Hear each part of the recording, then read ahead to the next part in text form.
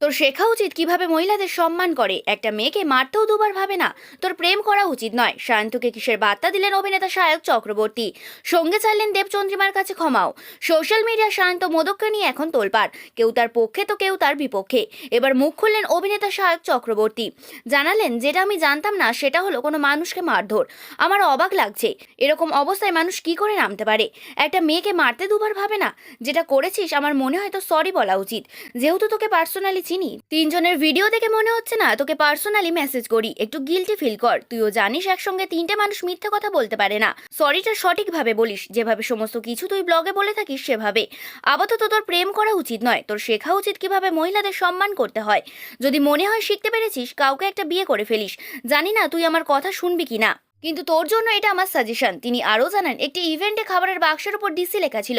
সেটা দেখিয়ে শান্ত কিছু বলেছিল তাকে, যার কারণে তিনি হেসে ফেলেন। এখন বোঝেন হাসাটা ঠিক হয়নি, যার কারণে দেবচন্দ্রিমা তার উপর রাগ করেছিলেন। সম্পর্ক খারাপ হয় তাদের মধ্যে, যার জন্য দেবচন্দ্রিমার কাছে ক্ষমা চাইতে দেখা গেল সায়ককে।